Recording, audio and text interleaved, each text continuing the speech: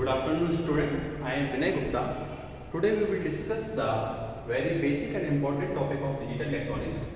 It's SOP and POS form. SOP means sum of product.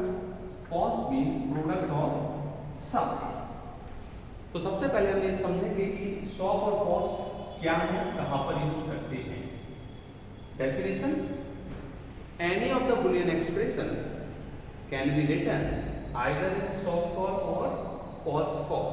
Means कोई भी Boolean expression और Boolean function हम या तो SOP form में लिखते हैं या POS form में लिखते हैं.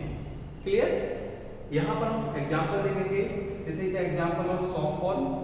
SOP means sum of product. आप देख रहे होंगे this is the sum of product. Another form SOP का एक दूसरा लिखने का तरीका है सम ऑफ प्रोडक्ट. आप देख रहे होंगे एक बुलियन एक्सप्रेशन. यहाँ पर Boolean expression f of abc function with 3 variable. ये यहाँ पर वेरिएबल बताता है. लिखने का तरीका सम ऑफ प्रोडक्ट. ये भी सम ऑफ प्रोडक्ट को दूसरे तरीके से लिखते हैं. Now the example of POS.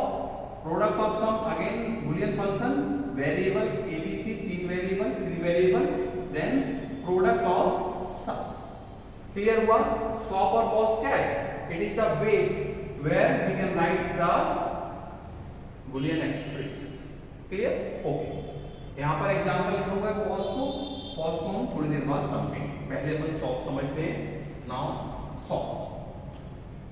SOP की अगर हम बात करें तो again SOP can be written in 2 form, canonical और स्टैंडर्ड एंड मिनिमल. SOP को फिर दो तरीके से लिखते हैं, कैनोनिकल और standard form and minimal form. ठीक है? अब SOP में आप कैनोनिकल फॉर्म का एक एग्जांपल देख सकते हैं. इसको मैं एग्जांपल से समझाऊंगा, फिर डेफिनेशन समझाता हूं आपको. पहले अपन एग्जांपल में देखते हैं क्या है इन दोनों में डिफरेंस. उसी से अपन की डेफिनेशन निकल के आएगी. अगर आप देखें कैनोनिकल स्टैंडर्ड फॉर्म में ये एग्जांपल है f is the function of 3 variable. एक फंक्शन है जिसमें 3 वेरिएबल है. अब आप देखो दिस एक्सप्रेशन है द 3 टर्म. इसमें 3 टर्म है और ईच टर्म है द ईच वेरिएबल. हर एक टर्म में हर एक वेरिएबल है. देखिए abc abc abc abc लिखने का तरीका लगा. यहाँ पे a कॉम्प्लीमेंटेड है, b कॉम्प्लीमेंटेड है, c अनकॉम्प्लीमेंटेड है, a complemented, b c अनकॉम्प्लीमेंटेड.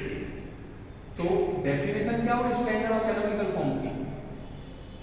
This is the form where each term has the each variable. मतलब जब हर एक टर्म में हर एक वेरिएबल है then this SOP form is called the canonical SOP और स्टैंडर्ड SOP. आई होप ये clear हुआ होगा आपको.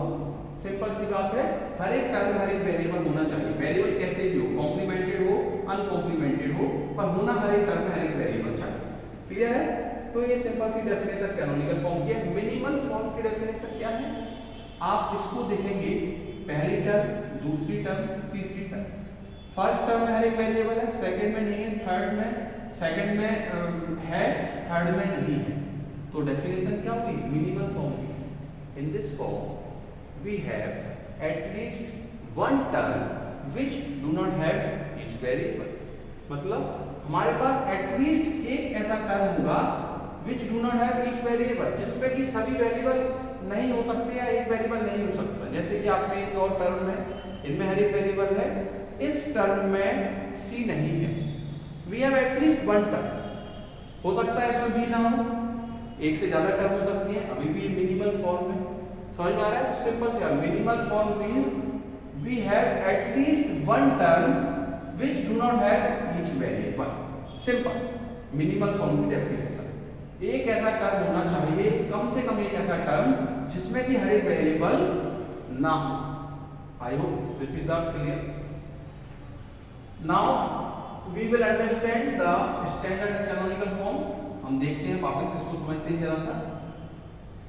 इसमें जो टर्म है कैनोनिकल फॉर्म में जो टर्म है, इस टर्म को हम बोलते हैं मिन टर्म और प्रोडक्ट टर्म. बहुत इंपॉर्टेंट है.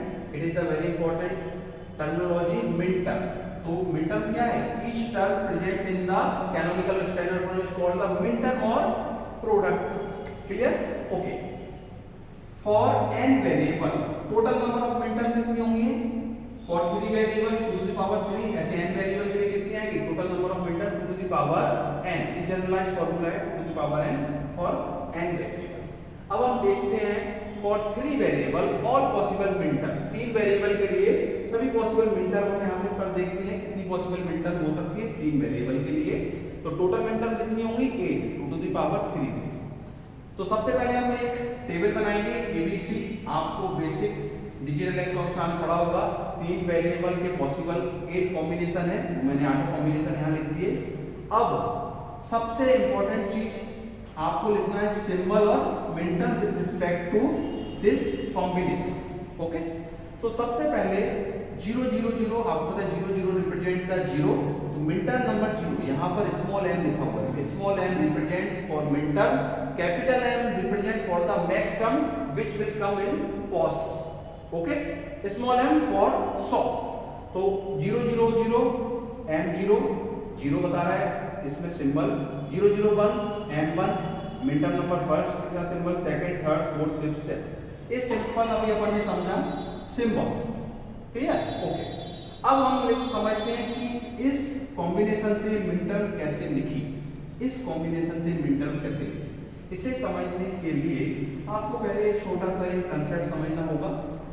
ये छोटा सा कंसेप्ट क्या है, जब भी आपको बूलियन एक्सप्रेशन शॉर्ट में लिखना है, जब भी आपको बूलियन एक्सप्रेशन शॉर्ट में लिखना है तो 0 के रिस्पेक्ट में कॉम्प्लीमेंट आता है, 1 के रिस्पेक्ट में अनकॉम्प्लीमेंट आता है। ध्यान से समझिए, बहुत इंपॉर्टेंट कंसेप्ट है।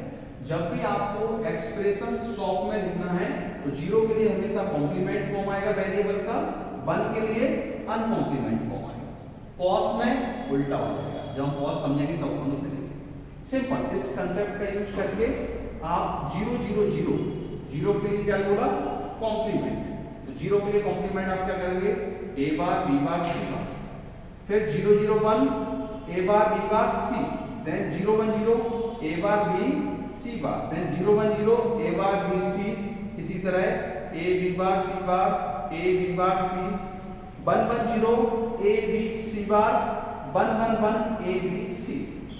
आप देखेंगे 3 वेरिएबल के लिए पॉसिबल 8 मिनटर हमने यहां पर लिख दी, सभी 8 मिनटर लिख दी। अब हम वापस से अपने एग्जाम्पल पर आते हैं। आपको क्वेश्चन में कोई भी एग्जाम का क्वेश्चन हो, चाहे गेट का हो, इंजीनियरिंग सर्विसेज का हो या एसएससी जेई में हो, आपको क्वेश्चंस 3 फॉर्म में लिखा रहेगा। We have the 3 form of the question.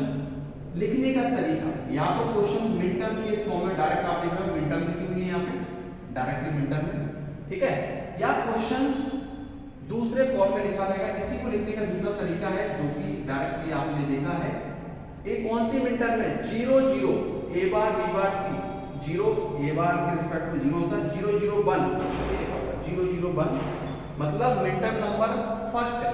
हम क्या लिखेंगे, लिखने के दूसरे तरीके में हम सिंबल के फॉर्म में बताते हैं मिनटर नंबर फर्स्ट। क्लियर ये बात, सिंपल,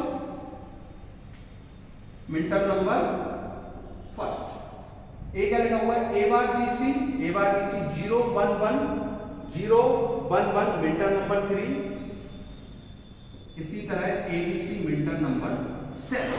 तो लिखने का the same form, A B same है, ए बी सेम, इसमें क्या है, we write the this in the summation of symbol. इसी को लिखने का तीसरा तरीका, क्वेश्चन आपको ऐसे भी आ सकता है, समेशन, इस समेशन का सिंबल है मिनटर, स्मॉल m, मिनटर के लिए मिनटर कौन कौन सी है, 1 3 7। लिखने का 3 तरीके, आपको क्वेश्चन या तो डायरेक्ट इस फॉर्म में लिखे रहेंगे या मिनटर सिंबल, ठीक है। ओके, ये तो सिंपल मिनटर क्या होती है, किस तरीके से रिप्रेजेंट होता है वो बताया। अब हमारे गेट में, इंजीनियरिंग सर्विसेज में, एसएससी जेईई में 4 तरह के क्वेश्चन इस पे पूछे जाते हैं। मेनली 4 तरह के क्वेश्चन आपको सॉफ्ट में पूछ मिलेंगे, सम ऑफ प्रोडक्ट के ऊपर मिलेंगे। मैंने एक क्वेश्चन लिया हुआ है, suppose f of abc, f एक फंक्शन है with variable a b c, 3 variable का, और वो क्या लिखा हुआ है a प्लस bc। इस क्वेश्चन में आपको 4 चीजें निकालनी है या 4 अलग अलग तरीके से क्वेश्चन पूछ सकते हैं। पहला तरीका ए मैं जो आपको बता रहा हूँ ये हर एक एग्जाम में पूछते हैं, चाहे आप गेट की बात करें, इंजीनियरिंग सर्विसेज की बात करें, चाहे आप एसएससी जेई की बात करें। ए क्वेश्चन के 4 तरीके ही हैं पूछने के।